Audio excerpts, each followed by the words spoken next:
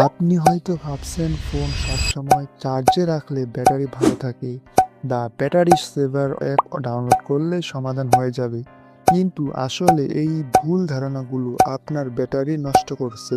আজকে দেখাবো 7টা উপায় যেগুলো সত্যিই কাজ করে।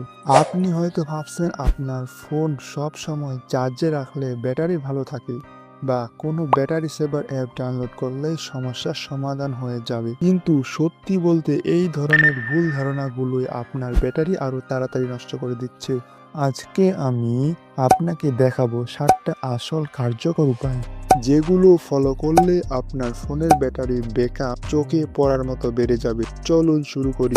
সবার প্রথমে আসি সবচেয়ে গুরুত্বপূর্ণ বিষয়, চার্জিং হ্যাবিট নিয়ে।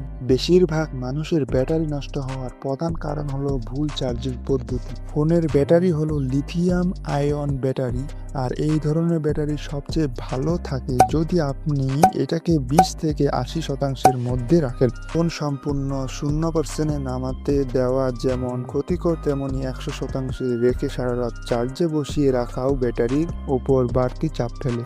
আরেকটা গুরুত্বপূর্ণ বিষয় হলো সবসময় অরিজিনাল বা কোয়ালিটি সম্পন্ন চার্জার ব্যবহার করুন। লোকাল বা লো কোয়ালিটির চার্জার ভোল্টেজ ঠিক মতো কন্ট্রোল করতে পারে না, ফলে ব্যাটারির ওপর অতিরিক্ত চাপ পড়ে এবং ব্যাটারির লাইফ কমে যায়।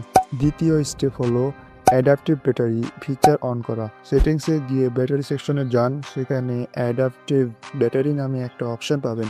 এই ফিচারটা আপনার ফোন ব্যবহারের প্যাটার্ন লক্ষ্য করে, আর যেসব অ্যাপ আপনি কম ব্যবহার করেন সেগুলোকে ব্যাকগ্রাউন্ডে কম রিসোর্স করে।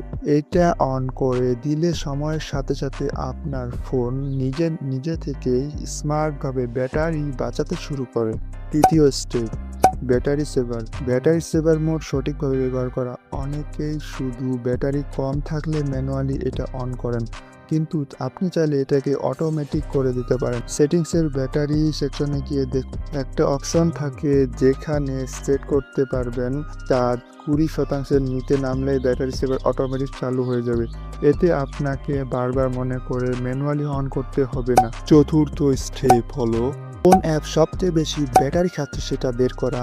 সেটিংসের ব্যাটারি সেকশনের নিচের দিকে স্ক্রল করলে ব্যাটারি ইউজ নামে একটা লিস্ট দেখতে পাবেন।